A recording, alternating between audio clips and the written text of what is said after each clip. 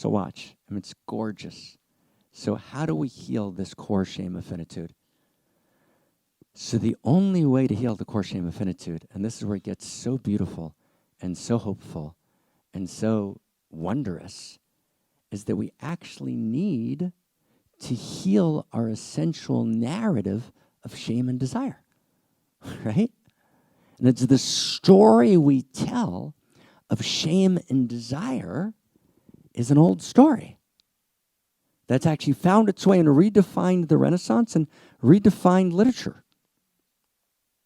But what if we realized something else? So stay for a second. What if I actually asked myself a question? And what if the question was, why are we here? Why are we here? We're here because infinity desired finitude. Wow. Wow. We're here because infinity is not merely infinity. Infinity is what we might call together here the infinite intimate. And opposites are joined at the hip. And Kirsten's going to talk about Kundalini this afternoon, right? And Christina's going to work this infinite intimate in the body, and Kundalini is one way to engage this, and Christina's work in this shame work, right, is a key piece of engaging it in your body. And by the way, if you're online, make sure to go to Kirsten, especially, and you're here, of course, make your choice, but right, for all the online people especially, right, there's Kundalinis happening, and Kirsten's been doing really deep work with Kundalini her whole life. She's been a dancer, but she's actually the last year been kind of deep in the Kundalini work. And this afternoon, Christina is going to take this Dharma, right, into its own embodied space. Right? And so it's going to become cellular in the body. But let's just feel this for a second. Right, brothers and sisters, let's stay close. Okay, it's wild. In other words, infinity desires finitude. But at the core, there's no distinction between need and desire. The distinction between need and desire is a false distinction. Right? When your consciousness is clear, your needs and desires are the same. You need what you desire what you need. Clarified desire, not surface desire. Clarified need, not surface need. So, in other words, infinity desires finitude, meaning infinity desires us. So, in other words, why does the world exist? The world exists is because infinity was hanging out and wanted to have lunch with somebody, which is why the way I said it to a friend of mine a couple of decades back. Right? So infinity desired intimacy. Or said differently, infinity needed intimacy. In other words, deep within the very heart of the infinite are needs. Infinity is actually not without the experience of need. There's an actual experience of need in the very heart of the infinite. Infinity needs intimacy. And what that means is that infinity is so fucking powerful that he, she, it, the field, the real, allows itself to need. Meaning, if I'm powerful enough, I can surrender power. And to surrender power means I'm willing to love you so fucking much that I need you.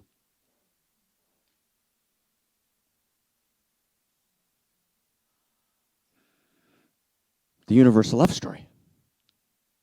Right? I love you so infinitely much. Right? I love you so insanely, right, that I'm willing to need you for realsies, ontologically. Right? I actually need you. I'm desperate for you. Chafetz HaKadosh Baruch Hu lasot dirato b'tachtonim. Right? Infinite divinity desires desperately to be incarnate, right, in the manifest.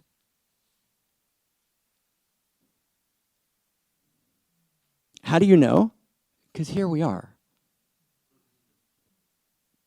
I mean, it's like wild, right? Right?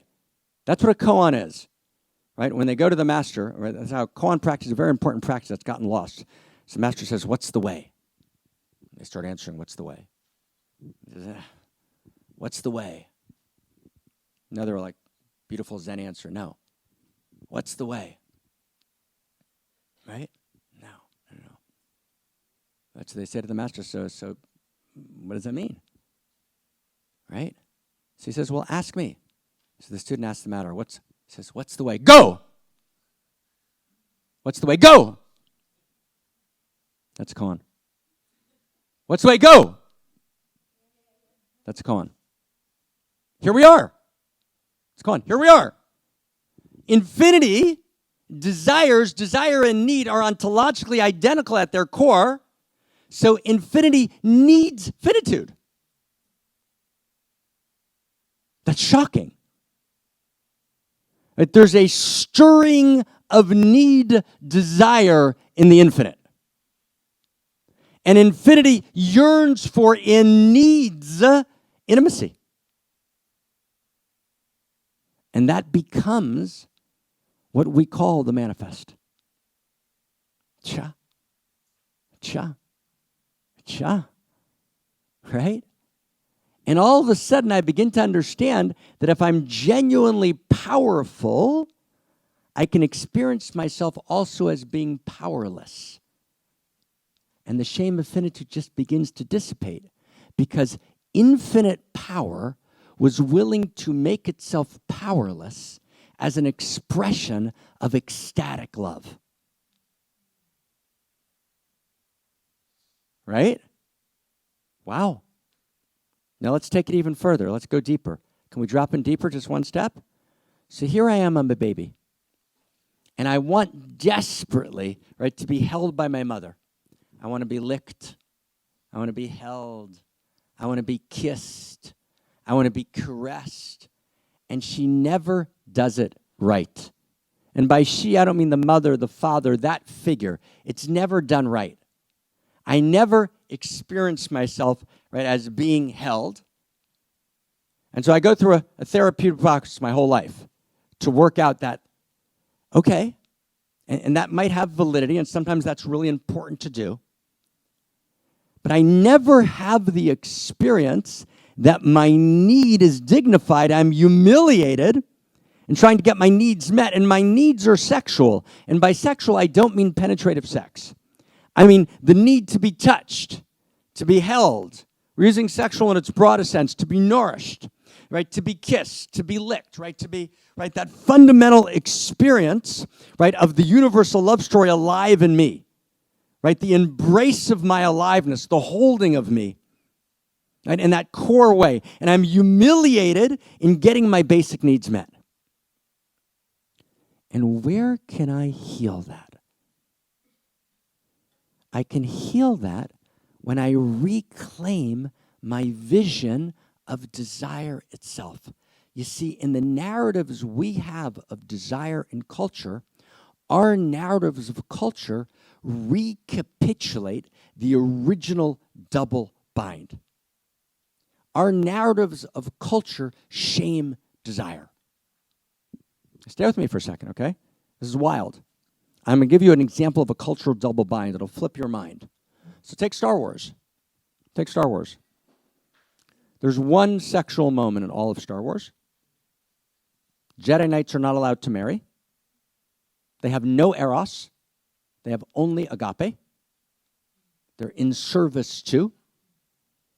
When was the last time you saw Obi-Wan Kenobi making out with someone? Never happens. There's only one scene of a kind of desirous person, happens to be a woman in a kind of bikini pinup, which is when Jabba, remember Jabba? Who remembers the Jabba figure, right? Whose ugly desire. Jabba, right, forces her to dress in a bikini, ties a chain to her, and she's, right, in the most degraded possible way, because he's not doing it with any beauty, right? That's the only scene of sexuality in Star Wars. The one person who engages the sexual, who falls madly in love with a woman named Padme, Anakin, goes to Yoda to talk about his experience of desire, and Yoda gives him the worst fucking advice in the world, right? Doesn't dignify the desire, doesn't recognize it, doesn't honor it, and what Anakin says, he says, I know our baby's a blessing. And he knows that in his body. My baby's a blessing. And he goes to Yoda, and Yoda says, Yada. Yoda doesn't know any Yada. Right? Yada means to know. And Yoda says, get rid of those attachments. They lead to the dark side. But it was actually Yoda's advice that led him directly into the arms of Palpatine. And that lives at the heart of culture.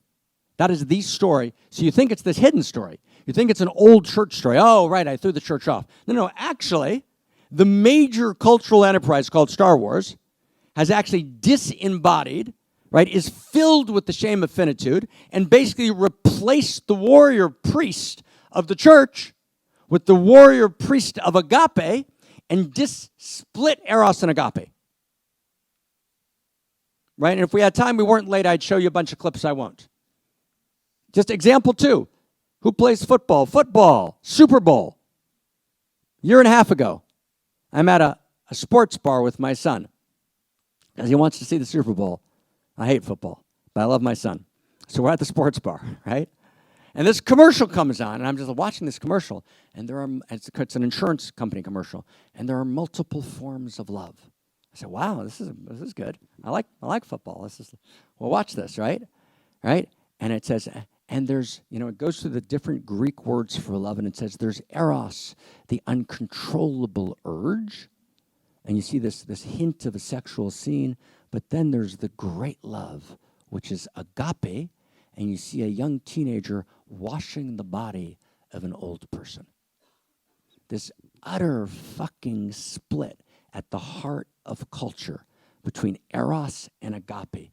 Right, the shaming of desire in the middle of the fucking Super Bowl, right after 2 women, quite well known, quite beautiful, each just did a major set in which they essentially did, right, quite striking and beautiful public orgasms on stage, right, each one of them, right, for about 7 minutes each. So you watch the public orgasm, which was quite beautiful, right, as public orgasms go, right, and for which they got paid fortunes of money, right? So you watch that, you get the double bind at the heart of culture, you watch that, right, 80 million people watch it, then you turn to the commercial, it says, there's different kinds, there's eros, there's agape, and no, right, double bind, right, Gregory Bateson, right, you explode, and no one knows why we're exploding, right? So we actually have to heal the narrative of shame. And in our sexual narratives, we have sex negative, gets you in a lot of trouble, it's dangerous, bad shit. There's some truth to that, but certainly doesn't exhaust our experience of sexuality. Sex neutral, Kinsey, kind of like having lunch. How many people think here sex is like having lunch? Okay, that one doesn't work, right, that one doesn't work. Right, you've got, okay, sex positive, quite a bland word for the sexual. It's positive. Isn't that nice? It's a positive experience. We're glad, Mr. Bash, that you had a positive experience, right? Or a sex sacred actually creates babies. Right, so just show of hands. When's the last time anybody in this room had sex to create a baby in the last year? Show of hands. Okay, I end my case. Okay, so there we go. Okay, so those 4 obviously don't exhaust our experience of the sexual. So the most powerful force that exists in reality, we have no story for. The only story we have for it is a shaming story. Right at the very heart of culture, the Super Bowl. I'm not quoting you, right? I'm not quoting you the usual move of spiritual work. Let's quote the church. This is the commercials of the Super Bowl, right? This is Star Wars, right? It's the story, right? At the very heart of culture is the shame of finitude, right? We're humiliated at getting our basic needs and desires met, and yet desire itself is fundamentally shamed. So we have to heal the narrative of desire. We have to heal Eros itself. We have to do a new phenomenology of what Eros itself is, right? So why are we here? We are because desire is at the heart of reality. So let's call that not sex sacred, because it creates babies, right? Not sex negative, not sex positive, not sex neutral. Let's call that sex erotic. That the sexing that moves in me, that the desire that moves in me is the very same desire that courses through all of cosmos. That urge in me is not a violation of my goodness. Right? It's the very expression of my goodness. And that my aliveness and my goodness are inextricably one. So we can begin to talk about, it's a strange word, but the goodness of our fuck. Now, the goodness of our fuck doesn't argue for who to fuck when. It's not about polyamory or monogamy or celibacy. It's got nothing to do with that. That's not the issue, right? You work it out. Right person, right place, right time. Work out the ethos. God, that's not our conversation here. Our conversation is the essential goodness of desire itself. That when desire moves in me, right, it's interpreted through the frame, right, of my best read of reality, which is the story, which is the mediating prism for my experience. So all of a sudden, we're saying, no. We have to actually realize reality is a love story. And desire, it's not a chaste love story. It's not a virginal love story. Can you imagine that we prize someone for being a virgin? What an insane thing to do. Right? A woman is prized because she hasn't had sex. I mean, you get the shaming at the heart of culture? Right? The very notion of virginity.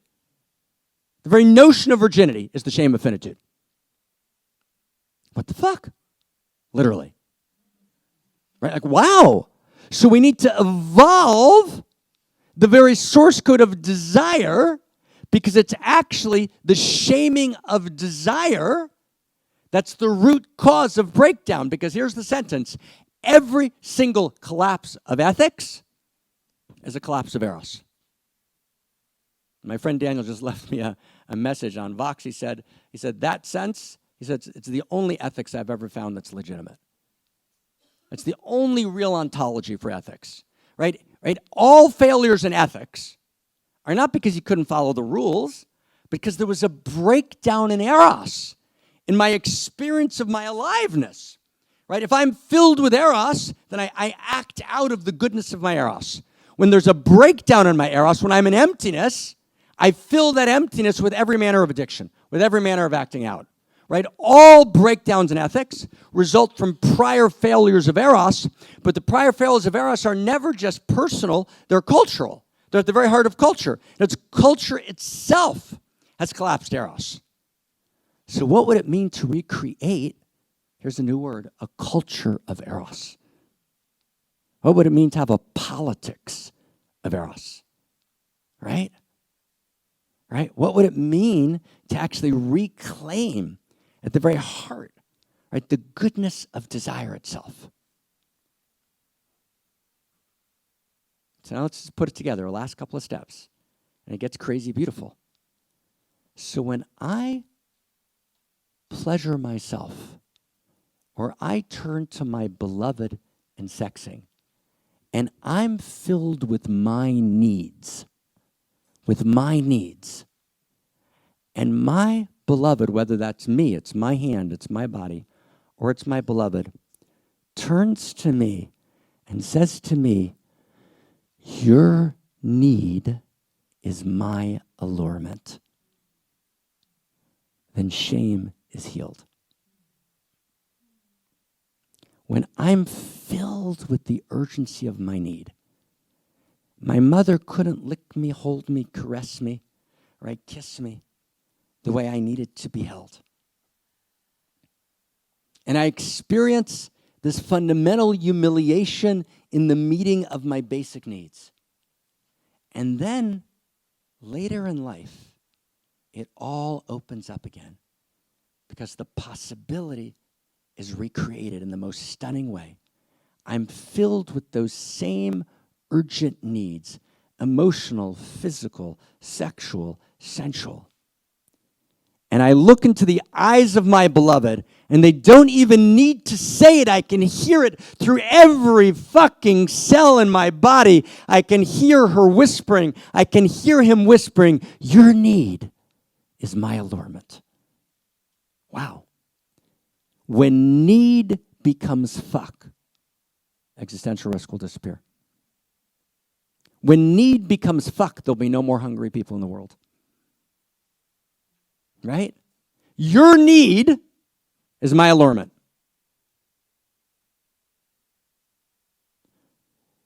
For virtually all of the Western world, that experience of your need is my allurement is egocentric. Me, my couple of kids, my husband, a couple of friends, some family, I'm done. So the boundary of allurement is egocentric.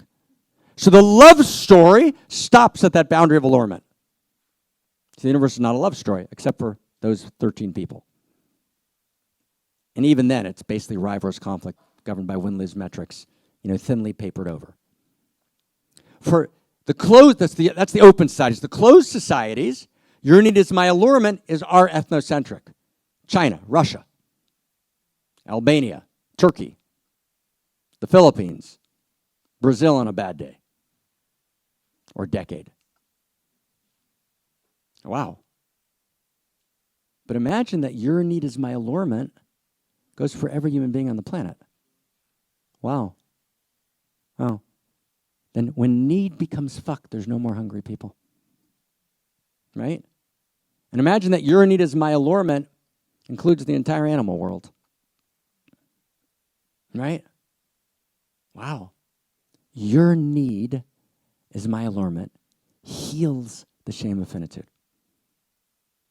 And then I begin to realize, animality. So we've healed the shame of finitude in terms of needs, and then I get to animality, and I realize, right, animals don't have choice, right? But let me ask you a question. What's the nature of choice? We pretend that we're choosing everything. We pretend that we're Homo economicus, rational actors, separate selves, and a materialist cosmos making rational choices, and we're super annoyed by sexing. And by animality, that tells us it's not true. Because animals are driven by instinct. They don't make choices. But what if instinct became allurement? Can you feel that? What if I actually realized that the reason we're in this room is not because we chose to be in this room, that there's actually a level, there's 3 levels. We said she comes in 3s, right? Our last couple of minutes, she comes in 3s. And what does she comes in 3s means? Level 1, no choice. Level 2, I choose. Level 3, choicelessness. And I'm actually living through my clarified allurements. Actually, allurement guides my life. That's the soft animal that Mary Oliver's writing about. Right? It's actually allurement. It's clarified allurement that guides my life. And then the last sentence. And then when I'm in sexing and I experience, right, sexing not as sex negative, sex positive, sex neutral, sex sacred, but I experience it as the very sex erotic, the Eros of Cosmos moving through me, then sex is not death. Sex is actually eternity itself. Which is why in that scene that we saw right before the end of the world, Yule turns to Kate. Jennifer Lawrence, it says, desire. And in that moment of desire, 15 seconds that we saw, the fear of death disappeared. Because desire itself is not against eternity. Desire is a quality of eternity. So when we turn to make love and we scream the name of God, right, we've actually transcended death already. We're actually tasting the timeless time and the placeless place. It's actually fully available right here. So all of a sudden, the shame of finitude just gradually dissipated before us. The lack of choice of the animal became the choicelessness. The instinct became allurement. The humiliation of basic needs became your need is my allurement. And death and sex became the eternity of screaming the name of God. Right? Wow. But there's a way. That's the universal love story. Right? You can't heal shame without retelling the very story in which we live. But not a fanciful retelling, not a conjecture. And you got to go crazy with it. You got to footnote every fucking sentence. You got to steelman the opposition. This is why it could be wrong. For these are the 7 reasons people say it's wrong, but this is the response. No New Age, no fundamentalism. That's not going to get us home, right? But we can evolve the very source code itself. And this is our great work together. Can you imagine if we could tell this story? Could you imagine? Right? Could you imagine? Cha.